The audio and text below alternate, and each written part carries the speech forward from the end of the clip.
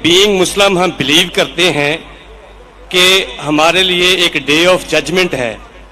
اس دن ہر کسی کا نامہ اعمال اس کے ہاتھ میں دیا جائے گا اور یہ ڈکلیئر ہوگا کہ who is right and who is wrong, who deserve جنہ اینڈ ہو ڈیزرو جہنم. لیکن قبر میں پھر جزا اور سزا کا جو معاملہ ہے، قبر میں عذاب کیوں ہونا ہے before the day of judgment? ابھی رزلٹ ڈکلیئر ہونا ہے قیامت کے دن، تو قبر میں عذاب پھر کیوں ہونا ہے؟ اگر کوئی گناہ گار ہے تو قبر جنت کے بغیچے میں بغیچہ کیوں ہے؟ یہ پہلے کیوں ڈکلیئر ہوتا ہے؟ جزاکم اللہ خیر. بھائی صاحب نے سوال کیا ہے کہ یوم القیامہ میں ہر ایک کو پتہ لگے گا انہوں نے کیا گناہ کیے، کیا اچھا کام کیے، کیا وہ جنت میں جائیں گے جہنم میں جائیں گے. تو یہ قبر کے عذاب کیوں؟ میں اس کی مثال دوں گا. جب آپ کبھی پڑھتے اسکول میں یا کالج میں، ایک ہوتا ہے فائنل ایگزام، اور اس کا جواب ہے سورہ عمران میں سورہ نمبر 3 آیت نمبر 185، کل نفس ذائقۃ الموت، ہر نفس کو موت آئیں گی. فائنل ریکمپنس، جو فائنل ریکمپنس وہ ہوئے گا یوم القیامہ میں، آن دا ڈے آف ججمنٹ. اگر کوئی شخص جہنم کی آگ سے بچ جاتا ہے اور جنت میں جاتا ہے وہ سفلتا پاتا ہے، نہیں تو یہ دنیا ایک کھیل ہے. تو آیت میں صاف ذکر ہے کل نفس ذائقۃ الموت، ہر نفس کو موت، ہر نفس موت کو چکیں گی، اور فائنل حساب کتاب ہوگا یوم القیامہ پہ. اور جو انسان جہنم کی آگ سے بچے گا اور جنت میں جائے گا وہ سفلتا پائے گا، نہیں تو یہ دنیا ایک کھیل ہے. مطلب ٹوٹل فائنل حساب کتاب آخرت میں. جس طریقے سے ہم جب کالج جاتے ہیں، اسکول جاتے ہیں، ہم پڑھتے ہیں، ایک ہوتا ہے فائنل ایگزام، ایک ہوتا ہے ٹرمینل ایگزام. برابر ٹرمینل ایگزام ہوتا ہے کہ نہیں؟ کچھ ہوتا ہے ویکلی ٹیسٹ. تو جب بھی آپ کوئی بھی چیز اچھا یا برا کرتے ہیں، آپ کو اس کا پنشمنٹ، اس کے جو سزا یا جزا، آپ اچھا کام کیے اس کا جزا یا برا کام کیے اس کی سزا 3 جگہ مل سکتی ہے. ایک دنیا میں، دوسری برزخ میں، اور ایک آخرت میں. 3. آپ نے کچھ غلط کیے، اللہ تعالیٰ دنیا میں آپ کو سزا دے سکتا ہے. آپ نے اچھا کام کیے، یہ دنیا میں ریوارڈ دے سکتا ہے. ہو سکتا ہے کہ سزا برزخ میں دے یا ریوارڈ برزخ میں دے، ہو سکتا ہے کہ آخرت میں دے. سب سے اچھا آخرہ ہے. تو جو بھی آپ غلط کرتے ہیں آپ ٹوٹل کریں گے، اس کی سزا دنیا، قبر اور آخرت میں ملائیں گے، ٹوٹل صحیح رہیں گے. کوئی بھی اچھا کام کریں گے اس کا ریوارڈ دنیا میں مل سکتا ہے، آخرت میں، قبر میں اور آخرت میں. اسی لیے اللہ کے رسول فرماتے ہیں جو بھی غیر مسلم ہیں وہ جو بھی اچھائی کرتے اس کو دنیا میں اس کا ریوارڈ مل جاتا ہے. ایک مشرک ہے جو شرک کرتا ہے وہ جنت میں نہیں جائے گا. اچھے کام کرتا ہے دنیا میں اس کی ریوارڈ مل جاتا ہے، تو وہ آخرت میں اللہ سے کمپلین نہیں کر سکے گا مجھے تو انعام ملا نہیں. مثال کے طور پہ مدر ٹریسا، اس کو بڑے بڑے ایوارڈ ملے، اچھا کام کی، تو آخرت میں اللہ تعالیٰ بولے گا تم نے اچھا کام کیے، تم کو شہرت مل گئی، تم کو پورا ریوارڈ دنیا میں ملا. جو غلط کام کیے ہو سکتا ہے کہ تھوڑی سزا یہاں نہیں بھی ملے. کتنے لوگ ہیں جو بڑے بڑے اسمگلر ہے، ڈاکو ہے، اپنی زندگی اچھے عیش و آرام سے دنیا میں بتاتے ہیں.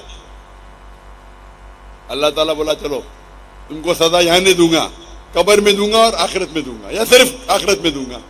تو وہ سمجھتا ہے کہ ارے میں تو بہت تیر مارا، غلط کام کیا، مشرک ہے، ڈاکہ ڈالا، لوگ کا قتل کیا، دنیا میں کچھ نہ اس کو پنشمنٹ ملی. پنشمنٹ مل سکتی ہے قبر میں اور آخرت میں. تو یہ کہنا کہ آخرت میں پنشمنٹ ملیں گی تو قبر میں کیوں مل رہی ہے، آپ ٹوٹل کریں گے تو صحیح رہیں گا. ہو سکتا ہے کہ پارٹ آپ کو دنیا میں ملی, پارٹ سزا آپ کو قبر میں ملی, باقی کی ملے گی آخرت میں. ہو سکتا ہے کہ دنیا میں آپ کو سزا ملی نہیں جو غلط کام کیا آپ نے, ہو سکتا ہے قبر میں بھی نہ ملی تو پوری ملیں گی آخرت میں. تو ٹوٹل صحیح ہے یہ, ہاں لیکن ڈبل سزا نہیں ملیں گی. ڈبل مطلب آپ کو ملنا چاہیے 100 پوائنٹس کی سزا, ہو سکتا ہے کہ 2 پوائنٹ دنیا میں ملے گا, 8 پوائنٹ قبر میں, 90 پوائنٹ آخرت میں. اللہ تعالیٰ ایسا نہیں کرے گا 100 پوائنٹ دنیا میں بھی, 100 پوائنٹ قبر میں بھی, 100 پوائنٹ آخرت میں. یہ غلط ہے. تو اگر 100 پوائنٹ کی سزا ملنا چاہیے آپ کو, کچھ پوائنٹ دنیا میں ملیں گے, کچھ پوائنٹ قبر میں, باقی ملیں گے آخرت میں.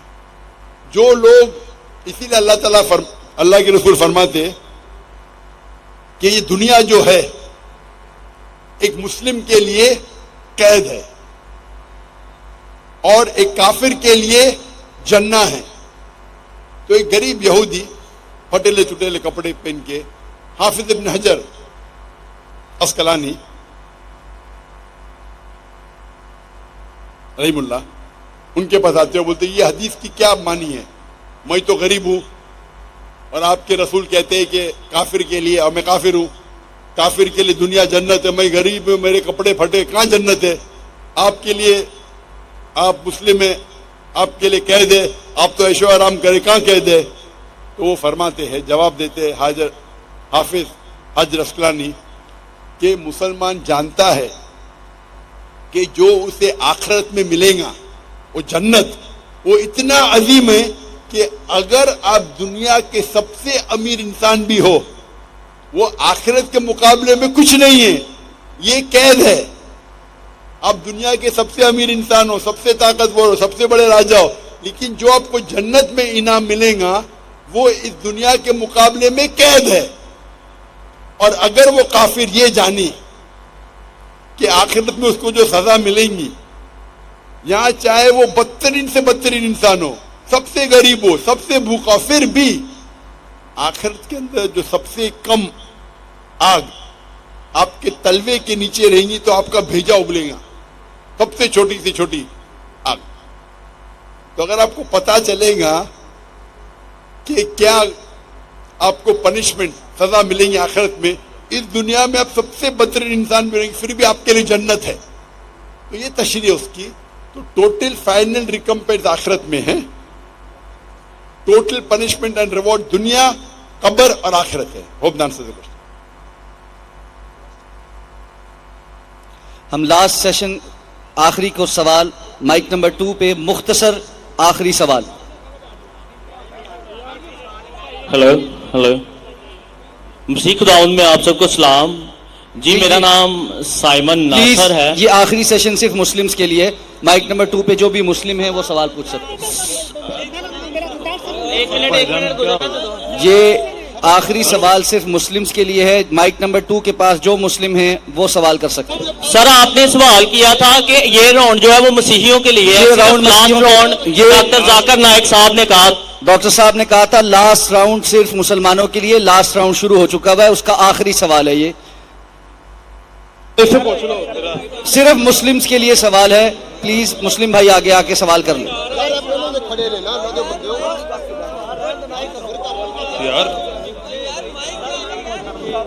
سر میں مسلم ہوں, میں بھی مسلم ہوں, مجھے ایک سلام پہنچانا ہے. بھائی سوال کرنے والا بھائی آگے ہے, سلام پہنچانے والا بھائی آگے نہ ہے. میرا سوال ہے, ایک سلام پہنچانا ہے. جی السلام علیکم, میرا نام حیدر گلفام ہے اور میں دین حق کا طالب علم ہوں.